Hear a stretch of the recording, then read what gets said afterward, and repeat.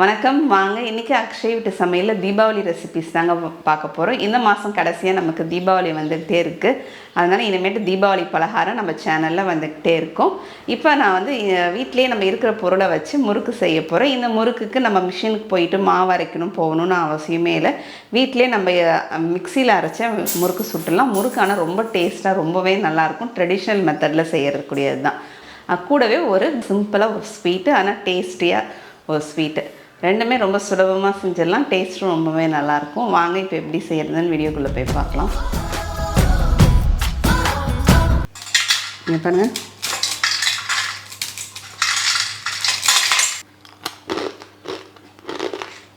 இப்போ இது இட்லி அரிசிங்க. நான் யூஸ் பண்ணுறது 5020 இட்லி அரிசி. நம்ம இட்லி அரிசி வச்சு முறுக்கு செஞ்சோம்னா ரொம்பவே நல்லாயிருக்கும். உங்கள்கிட்ட 5020 இட்லி அரிசி கிடைக்கலன்னா உங்களுக்கு பொன்மணி அரிசி எடுத்துக்குங்க. ஏன்னா 5020 எனக்கு எப்பயுமே யூஸ் பண்ணி பழகமாயிடுச்சுன்றதுனால நான் இதை யூஸ் பண்ணுறேன்.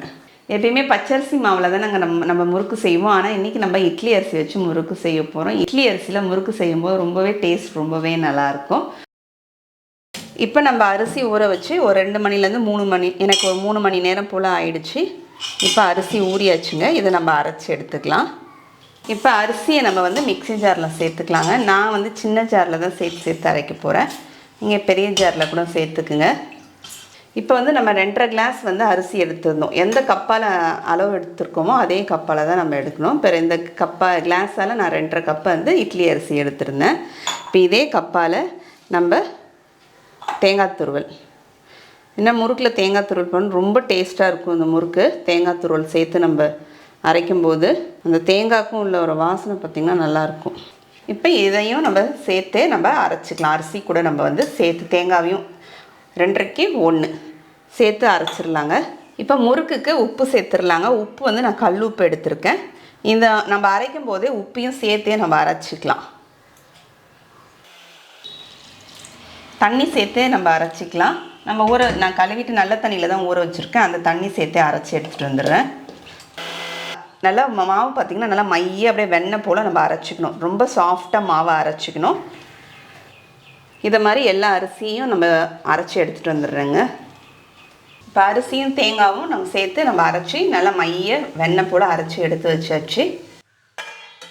இப்போ நம்ம எந்த கப்பால் வந்து அரிசி எடுத்தோமோ அதே அதில் 2.5 கிளாஸ் அரிசிக்கு 1 கிளாஸ் பொட்டுக்கல்லையாக மெஷர் பண்ணிக்கிங்க. மாவாக மெஷர் பண்ணணும் இல்லை. இப்போ ஒரே கப்பில் ஒரு 2.5 கிளாஸ் அரிசி எடுத்தோம்னா ஒன்று தேங்காய், 1 கப்பு வந்து 1 கப்பு தேங்காய், 1 கப்பு வந்து பொட்டுக்கடலைங்க. இதே கிலோ கணக்கில் நீங்கள் எடுக்கிறீங்கன்னா 1/2 கிலோ அரிசிக்கு 100 கிராம் அளவுக்கு பொட்டுக்கடலை எடுத்தோம்னா சரியாக இருக்கும். இப்போ நான் குவான்டிட்டி கம்மியாக இருக்கிறதுனால மிக்ஸி ஜாரில் இருந்து அரைச்சிட்டு, நீங்கள் கிலோ கணக்கில் 1 கிலோ அப்படிலாம் எடுக்கிறீங்கன்னா கிரைண்டர்லேயே நம்ம அரைச்சிக்கலாம். பொட்டுக்கலையை மட்டும் மிக்சியில் அரைச்சிக்கலாம். கிரைண்டரில் அரிசியும் தேங்காயும் போட்டு நம்ம அரைச்சி எடுத்துக்கலாங்க. அதுக்கப்புறம் என்ன சொன்னேன், தேங்காய் வந்து கணக்கு வந்து 1 கிலோவுக்கு வந்து 1 தேங்காய் வந்து சரியாக இருக்கும் நமக்கு. ஓகேவா? சின்ன தேங்காய் பெரிய தேங்காய் வந்து அதுக்கு தான் நான் கப்பில் மெஷர்மெண்ட் ஈஸியாக சொல்லிட்டேன் நான். இப்போ ஒரு தேங்காய் வந்து மாறுபடும். ஒரு மீடியம் சைஸ் தேங்காய் வந்து 1 தேங்காய் நமக்கு சரியாக இருக்கும். ஓகே. இப்போ பொட்டுக்கலையை மிக்ஸி ஜாரில் சேர்த்துடலாங்க.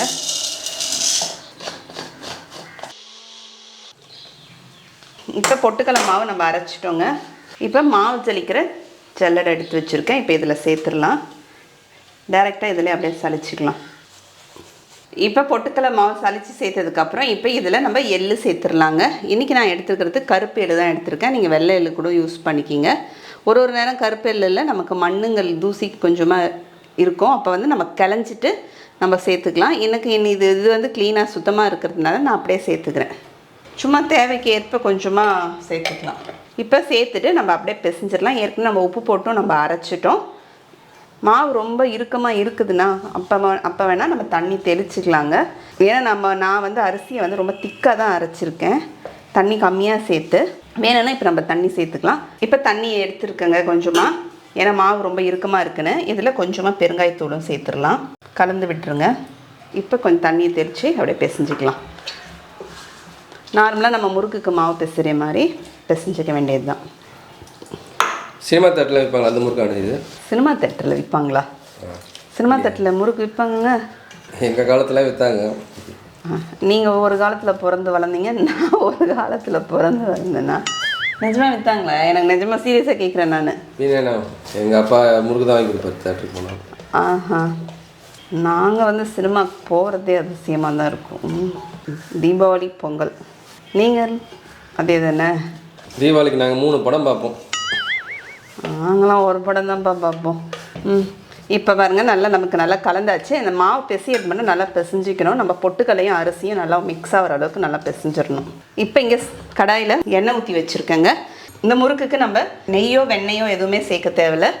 இப்போ இந்த எண்ணெயே நம்ம முறுக்கு சுடுறதுக்காக எண்ணெய் வச்சுருக்கோம் இல்லைங்களா, இதையே நம்ம வந்து ஒரு குழிக்கரண்டி அளவுக்கு எடுத்துக்கிறேன். இதில் விட்டுறலாம். எண்ணெய் ஊற்றுனதுக்கப்புறம் சூடாக இருக்குங்க, அதனால் ஒரு கரண்டி போட்டு மிக்ஸ் பண்ணிடலாம். கையால் பிசைஞ்சா நல்லா இருக்கும். கேமரா வச்சுட்டு பிசைறீங்களாங்க? இப்போ நம்ம எண்ணெயும் சேர்த்து நல்லா பிசைஞ்சிட்டோம். மாவு பாருங்கள் எவ்வளோ சாஃப்டாக இருக்குது. கையிலையும் நமக்கு மாவு ஒட்டவும் ஒட்டாது, நல்லா சாஃப்டாக இருக்கும். இப்போ கொஞ்சமாக எண்ணெய் எடுத்து வச்சுருக்கேங்க. இப்போ இந்த நம்ம முறுக்கு அச்சில் லேசாக தடவிக்கலாம். இப்போ இன்றைக்கி நான் வந்து இந்த தேன்குழல் அச்சு தாங்க போட போகிறேன். அதுக்கு ஏன் தேன்குழல் அச்சுன்னு பேர் வந்து காந்தி? அந்த குழலுக்காக தேன்குழல் சொன்னாங்களா? யாராவது தெரிஞ்சிச்சுன்னா ஏன் தேன்குழல் முறுக்கு தேன்குழல் அச்சுன்னு சொன்னாங்க, எதனால் பேர் வந்துச்சுன்னு கமெண்ட்ஸில் சொல்லுங்கள், எனக்கு தெரியல. இப்போ மாவு சேர்த்துடலாங்க. மாவு வந்து ஒரு தட்டு போட்டு மூடி வச்சிடலாம். ஏன்னா மாவு வந்து நமக்கு காஞ்சிடக்கூடாது, வரன்னு ஆகிடக்கூடாது மாவு. இப்போ நம்ம எந்த கரண்டியில் வந்து எந்த முறுக்கு புழிய போகிறோமோ அதில் ரவுண்டு எண்ணெயை தடவிட்டோம்னா நமக்கு ஒட்டாமல் இருக்கும். அதுக்காக புழியறதுக்கும் நமக்கு ரொம்ப ஈஸியாக இருக்கும், கஷ்டமாலாம் இருக்காதுங்க. அப்படியே இந்த நுனியை வந்து நம்ம ஒட்டி விட்டுறலாம். இது பிகினர்ஸ்க்காக சொல்கிறேன், பிரியாமல் இருக்கும் முறுக்கு. எண்ணெய் காஞ்சிருச்சான்னு பார்த்துடலாங்க. எண்ணெய் காஞ்சிருச்சு, மேலே எலும்பி வந்துருச்சு. இப்போ போட்டுடலாம். இப்போ நம்ம ஃபஸ்ட்டு போட்டது நமக்கு நல்லா வெந்து வந்திருக்கு. அப்படியே திருப்பிக்கலாம். இப்போ நமக்கு எண்ணெய் ஓசை அடங்கிடுச்சுன்னா நமக்கு வந்து முறுக்கு வெந்துருச்சுன்னு அர்த்தம், எடுத்துடலாம். இப்போ அந்த முறுக்கு ஃபஸ்ட்டு போட்ட முறுக்கு பாருங்கள், அந்த இடத்துல நல்லா அந்த சொடப்பெல்லாம் அடங்கிட்டு நல்லா மேலே நல்லா எலும்பி நிற்கிது. இப்போ நம்ம இந்த முறுக்கு எடுத்துடலாம்.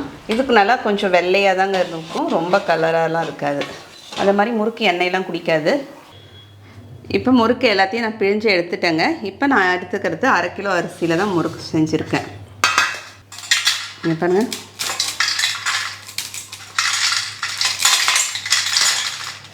இப்போ டேஸ்ட் பார்த்துடலாங்க. எங்கள் முறுக்கு சாப்பிட்டீங்களா, எப்படி இருக்குது? சூப்பராக இருக்கு. இது வந்து இந்த முறுக்கை வந்து நம்ம தேங்காய் போட்டிருக்கிறதுனால ஒரு வாரம் ஒரு 7-8 நாளைக்கு நம்ம வச்சுருந்து சாப்பிட்லாம். அதுக்கப்புறம் கொஞ்சம் போனீங்கன்னா தேங்காயோடைய சிக்கு வாசனை வந்துடும் நமக்கு. அப்புறம் முறுக்கும் கொஞ்சம் வந்து நமக்கு அந்த கடகடப்பு கொஞ்சம் கொடுத்துரும். அது முன்னாடி நம்ம ஒரு வாரத்துக்கு ஒரு 7-8 நாள் சாப்பிடும்போது 10 நாளுக்குள்ளே சாப்பிடும்போது பார்த்திங்கன்னா முறுக்கு ரொம்பவே நல்லாயிருக்கும். ஆனால் எண்ணெயும் குடிக்கவே குடிக்காது. இப்போ அடுத்தது நம்ம ஸ்வீட் ரெசிபி தாங்க பார்க்க போகிறோம். இன்றைக்கி வந்து ஸ்வீட் பர்ஃபி பார்க்க போகிறோம். இது யார் வேணாலும் செஞ்சிடலாம், எல்லாராலையும் ஈஸியாக செய்யக்கூடியது, எல்லாராலையும் வீட்டில் இருக்கிற பொருளை வச்சு ஈஸியாக செய்யக்கூடியது, டேஸ்ட்டும் ரொம்பவே நல்லாயிருக்கும். இப்போ ஸ்வீட் செய்யறதுக்கு நான் மல்லாட்டை எடுத்துருக்கேங்க. சில பேருக்கு மல்லாட்டைனா என்னன்னு தெரியலன்னு சொல்கிறீங்க. மல்லாட்டைனா வேர்க்கடலை, பச்சை மல்லாட்டை தான் இது. இப்போ இங்கே ஸ்டவ்வில் ஒரு கடாய் வச்சுருக்கேன். மல்லாட்டையை சேர்த்துடலாம். 2 கப் அளவுக்கு நம்ம எடுத்துக்கலாம். வறுக்கிறது வந்து பார்த்திங்கன்னா லோ ஃப்ளேம் வச்சு தான் வறுக்கணுங்க, ஹையில் வச்சிடவே கூடாது. ஏன்னா பருப்பு வந்து நமக்கு வந்து ரவை கூட செவந்துடவே கூடாது. பருப்பு வறுப்படணும், அந்த மேலே வந்து அந்த தோல் வந்து நமக்கு வரணும், அது மட்டும்தான். இப்போ நல்லா லோ ஃப்ளேம்லேயே வச்சு வறுத்துருக்கேங்க. நம்ம பருப்பு எடுத்துகிட்டு இதை மாதிரி கையால் அப்படி உரித்து பார்த்தோம்னா நமக்கு தோல் மட்டும் வந்துடணும். பருப்பான வெள்ளையாகவே இருக்கணுங்க. இப்போ நம்ம எடுத்துடலாம். இதை ஸ்டவ் ஆஃப் பண்ணிடுறேன். இப்போ இதை ஆற வச்சு நம்ம தோல் உரித்து எல்லாத்தையும் தோல் உரிச்சிடலாங்க. இப்போ எல்லா வேர்க்கடலையும் நம்ம தோல் உரித்து எடுத்துகிட்டு வந்தாச்சுங்க. பாருங்கள், பருப்பு நல்லா வெள்ளை வெள்ளையேன்னு இருக்கணும் இதை மாதிரி.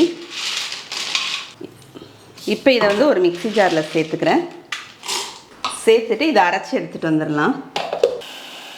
நம்ம வந்து சலிக்கிறதுக்கு மாவு சலிக்கிறதுக்கு அதுக்கு அடுத்த கொஞ்சம் பெருசாக இருக்கிற ஜல்லடை அதை எடுத்துக்கலாங்க, அந்த தட்டு எடுத்துக்கலாம். இப்போ வந்து இது சலிச்சிடலாங்க.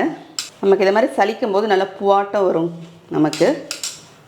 சலிச்சுட்டு திரும்பி இதுக்கு மேலே வர கப்பியை வந்து நம்ம திரும்பியும் போட்டு அரைச்சி திரும்பியும் சலிச்சு எடுத்துடணும்.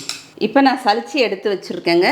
இது வந்து இது மாதிரி நம்ம சலிச்சோம்னா நமக்கு நல்லா பூவாட்டம் இருக்கும். அதுக்காக தான் நம்ம சலிச்சிக்கிறோம். நீங்கள் வந்து அதை அரைக்கும் போது பார்த்திங்கன்னா ரொம்ப மைய நம்ம அரைச்சிட்டோம்னா நமக்கு வந்து வேர்க்கடலை வந்து எண்ணெய் கசிஞ்சிரும். அப்படியே கொஞ்சம் விட்டு விட்டு தான் அரைக்கணும். அப்போ தான் நமக்கு வந்து பவுட்ரு ஃபார்மில் இது மாதிரி கிடைக்கும். இல்லைனா அதுலேருந்து இருக்க எண்ணெய் வந்துடுச்சுன்னா கொஞ்சம் கட்டியாகிடும். அதுக்காக தான். இப்போ ஸ்டவ்வில் ஒரு கடாய் எடுத்து வச்சுருக்கேன். இப்போ 2 கப்பு அளவுக்கு நம்ம வேர்க்கடலை எடுத்துருந்தோம். இப்போ அதுக்கு சர்க்கரை பார்த்திங்கன்னா 1 கப்பு. இப்போ ஸ்டவ் ஆன் பண்ணிவிட்டு இப்போ 1 கப்பு சர்க்கரைக்கு 1/2 கப்பு அளவுக்கு தண்ணி விற்றுட்டு இப்போ நமக்கு ஜீரா வந்து நமக்கு கொதிக்கட்டும். இப்போ ஒரு 1/2 ஸ்பூன் அளவுக்கு ஏலக்காய் தூள் சேர்த்துட்றேங்க. இது கூடவே பால் பவுட்ரு மில்க் பவுட்ரு வந்து சேர்த்துடலாம். இது சேர்க்கறதுனால நமக்கு வந்து நல்லா பர்ஃபி வந்து நல்லா சாஃப்டாக ரொம்பவே டேஸ்ட் இன்னும் ரொம்பவே நல்லாயிருக்கும். நான் வந்து ஒரு 3 டேபிள் ஸ்பூன் அளவுக்கு பால் பவுட்ரு சேர்த்துருக்கேன் நான் எடுத்துக்கிற அளவுக்கு. இப்போ நமக்கு சர்க்கரை கரைஞ்சிருச்சு. இப்போ இந்த நேரத்தில் சும்மா கொஞ்சமாக பால் சேர்த்துக்கிறேன். சேர்த்துட்டா மேலே வந்து அந்த சர்க்கரையில் இருக்கிற அழுக்கு வந்து நமக்கு வந்துருங்க. அதை எடுத்துடலாம். பால் சேர்த்துட்டு நமக்கு மேலே இருக்கிற அந்த அழுக்கு அப்படியே வந்துடும். அப்புறம் நம்ம ஸ்பூன் வச்சு அப்படியே எடுத்துடலாம். இப்போ வந்து ஒத்த கம்பி பதம் வரணும் நமக்கு.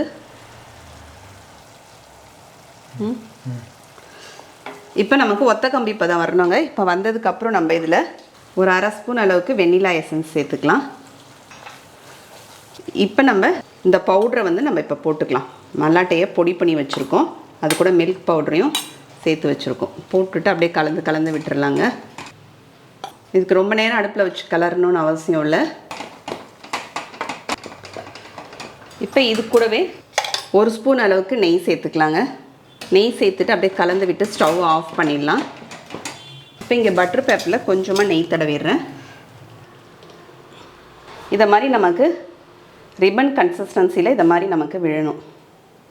நம்ம சேர்த்ததுக்கப்புறம் ஒரு கரண்டி, ஏன்னா சூடாக இருக்கும், அதனால் ஒரு கரண்டியோ இல்லை ஒரு உடன் கரண்டியோ ஏதாவது எடுத்துகிட்டு அதில் கொஞ்சமாக நெய் தடவிடுங்க. தடவிட்டு இதை மாதிரி எடுத்து விட்டிங்கன்னா ஈஸியாக எடுக்க வரும் நமக்கு. ஏன்னா அடியில் நம்ம நெய் தடவி இருக்கோம். உங்களுக்கு பட்டர் பேப்பர் இல்லைன்னா நீங்கள் தட்டில் கூட நெய் தடவிட்டு இதை மாதிரி பண்ணலாம். நல்லா திருப்பி விட்டு அந்த கரண்டி வச்சு நம்ம நல்லா ப்ரெஸ் பண்ணி விடணுங்க. ஏன்னா அப்போ தான் நமக்கு வந்து ரொம்ப சாஃப்டாக இருக்கும். அந்த டெக்ஸ்சர் வந்து பார்த்திங்கன்னா ரொம்பவே சாஃப்டாக இருக்கும். அதுக்காக தான் இதை மாதிரி எடுத்து விட்டு திருப்பி நமக்கு விடணும். பாருங்கள், இப்போ இந்த மாதிரி உடன் ஸ்பூன் வச்சு நான் நல்லா அழுத்தி விடுறேன். இப்போ கொஞ்சம் போல் ஆறிடுச்சு. நான் அப்படியே நம்ம பட்டர் பேப்பர்லேருந்து எடுத்து அப்படியே உருட்டுட்டேன்.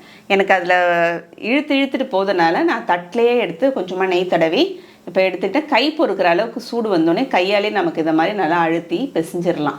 நம்ம அழுத்தி நம்ம சப்பாத்தி மாவு மாதிரி நல்லா சாஃப்டாக ஈஸியாக இருக்குங்க. ரொம்பவே பிசையாக வந்துடும். இப்போ திரும்பியும் எடுத்து நான் பட்டர் பேப்பரில் வச்சிடுறேங்க பிசைஞ்சிட்டு. இப்போ சப்பாத்தி உருட்டுற குழவியில் நம்ம உருட்டிக்கலாம். அதை நம்ம திக்னஸ் வந்து நமக்கு விருப்பம் போல் நமக்கு எந்த அளவுக்கு வேணுமோ அந்த அளவுக்கு ஒரு திக்னஸ்க்கு நம்ம உருட்டிக்கலாம். உருட்டிட்டு நான் பார்த்திங்கன்னா இந்த அளவுக்கு திக்னஸ் தான் வச்சுருக்கேன். இப்போ ஓரங்களில் நம்ம கட் பண்ணிடுறாங்க. நான் கட் பண்ணி எடுத்துட்டு இப்போ நமக்கு எந்த ஷேப் வேணுமோ அந்த ஷேப்பில் நம்ம வந்து கட் பண்ணி எடுத்துக்கலாம். திரும்பியும் நீங்கள் வந்து அதையே அந்த ஓரங்களில் வெட்டினதை திரும்பியும் பிசைஞ்சு திரும்பியும் நீங்கள் வந்து உருட்டி கட் பண்ணிக்கலாம். அது வேஸ்ட்டாக போகாது, நமக்கு ஈஸியாக பிசைய வரும். மேலே வந்து டெக்கரேஷனுக்கு நான் கொஞ்சம் பிஸ்தாவும் குங்குமப்பூவும் வச்சுருக்கேன். ஏழைகளின் முந்திரி வேர்க்கடலை அதை வச்சு இன்றைக்கி நம்ம ஒரு பர்ஃபி செஞ்சுருக்கோம். ரொம்பவே டேஸ்ட் நல்லாவே இருக்குது. இப்போ நான் எடுத்துக்கிட்ட அளவுக்கு பார்த்திங்கன்னா இந்த அளவுக்கு இவ்வளோ வந்திருக்கு பீஸு. இன்னும் 2 3 4 பீஸ் வந்து ஏற்கனவே உள்ளே போயிடுச்சு. வாயில் வச்சோன்னே நம்ம முந்திரி கேக் எப்படி சாப்பிடுவோமோ அதே மாதிரி தான் இருக்கும் நமக்கு. நீங்களும் இந்த தீபாவளிக்கு இந்த முறுக்கும் இந்த ஸ்வீட்டும் செஞ்சு பாருங்கள். செஞ்சு பார்த்துட்டு எப்படின்னு கமெண்ட்டில் சொல்லுங்கள். அடுத்த வீடியோவில் பார்க்கலாம். தேங்க்யூ.